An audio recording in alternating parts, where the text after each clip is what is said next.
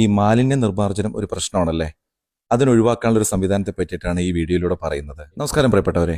ഈ ജനങ്ങൾ ഒരുപാട് വരുന്ന ഹോട്ടല്, ഓഡിറ്റോറിയം എന്നുള്ള ഭാഗങ്ങളിൽ ഈ മാലിന്യ നിർമ്മാർജ്ജനം ഒരു പ്രശ്നമാണല്ലേ? അതിനൊഴിവാക്കാനുള്ള ഒരു സംവിധാനത്തെ പറ്റിയിട്ടാണ് ഈ വീഡിയോയിലൂടെ പറയുന്നത്.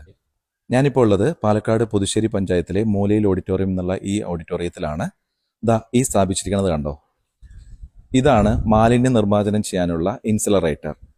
ഇതിലൂടെ എല്ലാ വേസ്റ്റുകളും നമുക്ക് നിർമ്മാർജ്ജനം ചെയ്യാൻ പറ്റും. അതെങ്ങനെയാണെന്നുള്ളത് പറയാം. ഇതാണ് നമ്മുടെ ഗ്രീൻ ടെക്കിന്റെ ഇൻസിനേറ്റേഴ്സ്. ഇത് 200 kg ബാച്ച് വൈസ് ഇൻസിനേറ്റർ ആണ്. ഒരു ദിവസം 1 ടൺ വരെ നമുക്ക് ഇതിൽ ബേൺ ചെയ്യാൻ പറ്റും. നമ്മൾ ഇത് ബേൺ ചെയ്യുന്നത് നമ്മുടെ ഗ്യാസ് പ്രൊവൈഡ് ചെയ്താണ്, ഗ്യാസ് ബേണർ. ഇതിൽ കൂടെ നമ്മൾ ഗ്യാസ് ഉള്ളിലേക്ക് ഇൻസെർട്ട് ചെയ്ത് കൊടുക്കും ആവശ്യത്തിന് അത്ര. പിന്നെ എന്നിട്ട് നമ്മൾ ഈ ഡോറിൽ, ഈ ചേംബറിൽ കൂടെ നമ്മൾ വേസ്റ്റ് ഉള്ളിൽ വെക്കുകയും എന്നിട്ട് ബേൺ ചെയ്യുകയാണ് ചെയ്യുന്നത്. അതോ കാണുന്നില്ലേ, അതാണ് നമ്മുടെ വാട്ടർ സ്ക്രബ്ബർ.